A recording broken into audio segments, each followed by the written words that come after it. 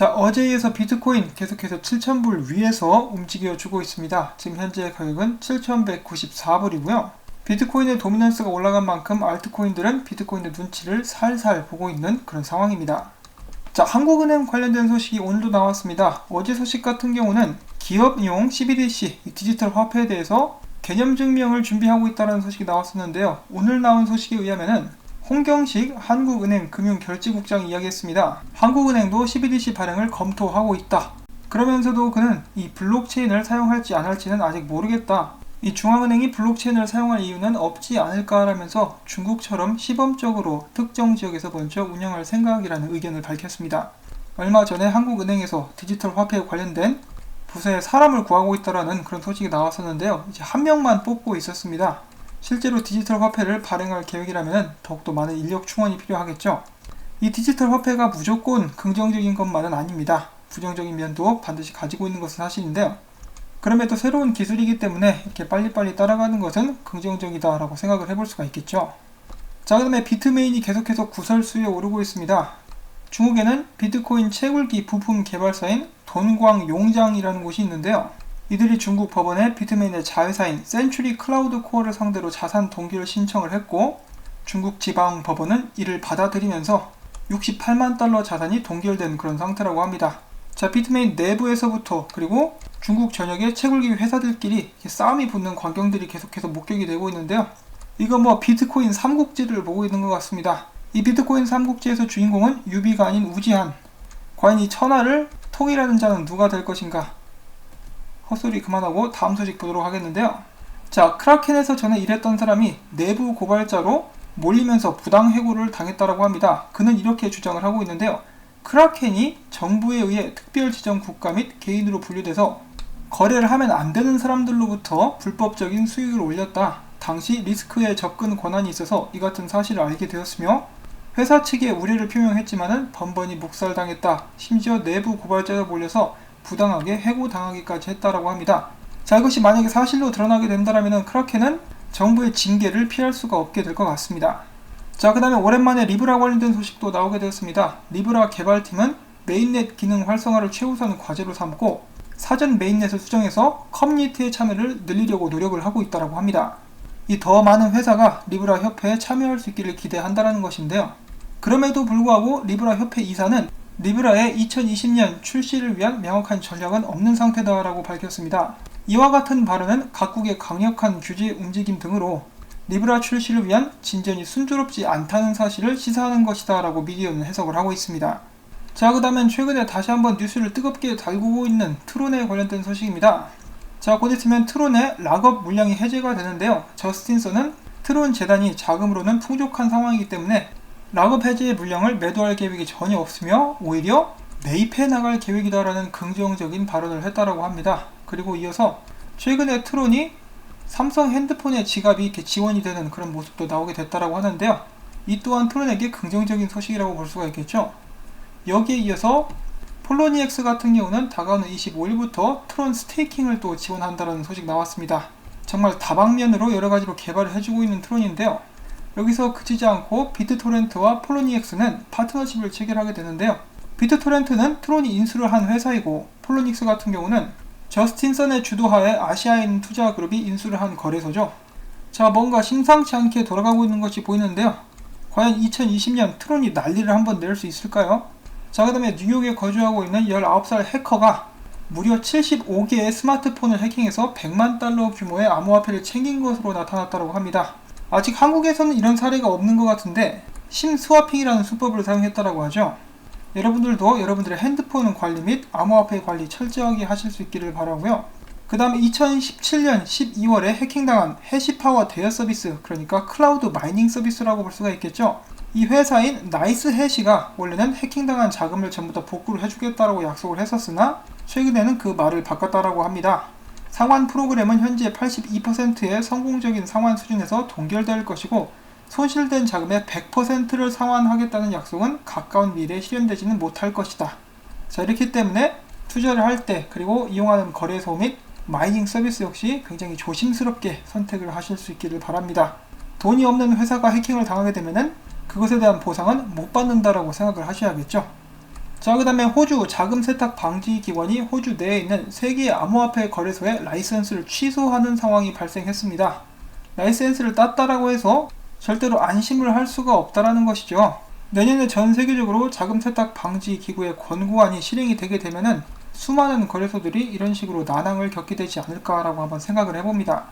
자, 그 다음에 포버스에서 광고 제거에 이더리움 결제를 지원한다는 소식이 나왔습니다. 이 광고 제거라는 것은 그냥 구독하는 거죠. 구독하면서 광고를 안 봐도 되는데 이더리움으로 결제를 지원받는다라는 그런 소식이 나왔고요. 그 다음엔 잠시 쉬어가는 시간 좀 재미있는 영상이 있어서 공유를 해보려고 합니다. 투명 보트라는데요. 멋있죠?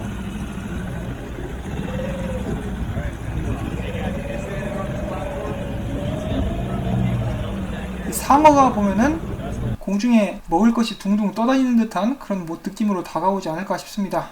이 치킨이 하늘을 날아다닌다고 이렇게 생각을 하면 되겠죠.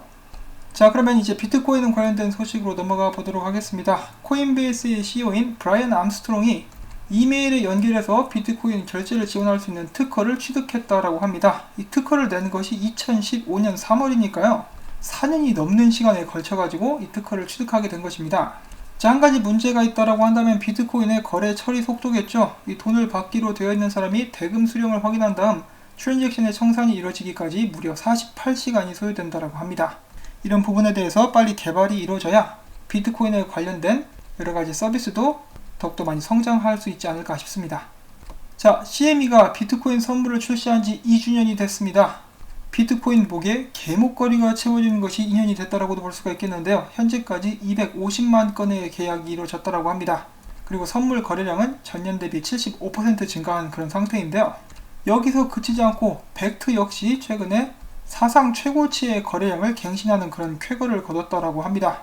비트코인은 가격이 한창 떨어지고 있을 때 갑자기 벡트 거래량이 늘어나기 시작했는데요. 미디어는 비트코인 가격의 변동성에도 불구하고 기관 투자자들의 관심이 증가하는 것으로 이런 상황을 판단해 볼 수 있다고 합니다. 자, 기관 투자자들 계속해서 들어오고 있다고 제가 한 1년 전부터 말씀을 전해드렸었던 것 같은데요. 그것을 증거할 수 있는 또 다른 사례, 이 피델리티가 유럽 기관 투자 시장으로 사업을 확대하겠다라고 밝혔습니다. 일단 영국 지사에서 비트코인만 지원하겠다라고 이야기를 한 것인데요.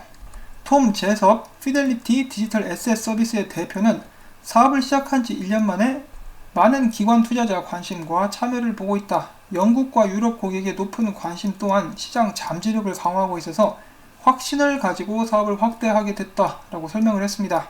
자, 최근에 비트코인이 계속해서 떨어지면서 작년과 비슷한 데자뷰가 일어났었는데요. 많은 사람들이 비명을 지르면서 이 시장은 망했다라고 이야기를 하는 것입니다. 그래서 저는 작년과 똑같은 대답을 하게 되었는데요. 망하지 않습니다. 망하기에는 이미 굉장히 멀리 왔어요. 물론 투자 조언으로 드리는 말씀이 아니라 제 개인적인 생각입니다만 이미 굉장히 힘있는 사람들이 깊숙이 돈을 집어넣기 시작했습니다. 이 사람들을 최소한 본전 뽑고 그 이상으로 해먹을 때까지 비트코인은 계속 성장하게 되지 않을까라고 저는 생각을 해봅니다. 그리고 여기서 약간 번외적인 이야기가 될 수도 있겠지만은 지금 미국 연준에서 은행들을 살리기 위해서 계속해서 리포 마켓을 통해서 돈을 막 찍어대고 있죠. 그리고 여러분들이 대조하는 것을 보시면은 이 리포 마켓에서 돈을 많이 찍어낼수록 미국의 주식들도 함께 상승하는 그런 모습을 확인을 해보실 수가 있는데요. 올해만 벌써 찍어낸 것이 3,500억 달러, 그리고 앞으로 5천억 달러나 더 찍겠다라고 이야기를 했습니다.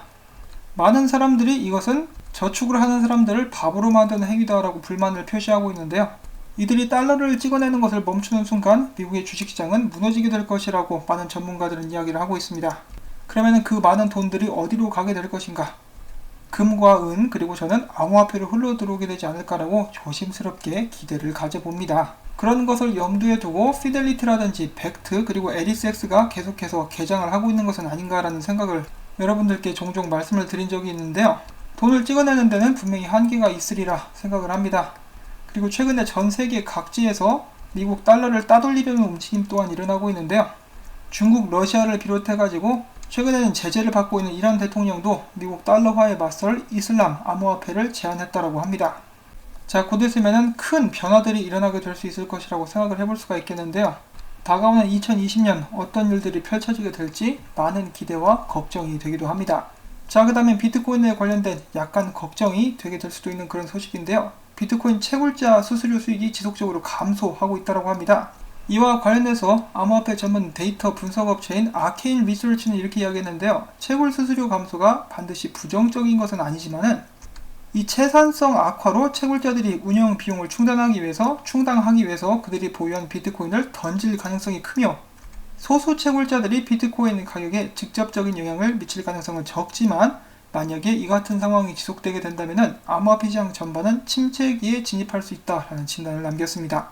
특히 반감기가 지나고 나서도 이렇게 되면은 그때는 이제 좀 문제가 되지 않을까.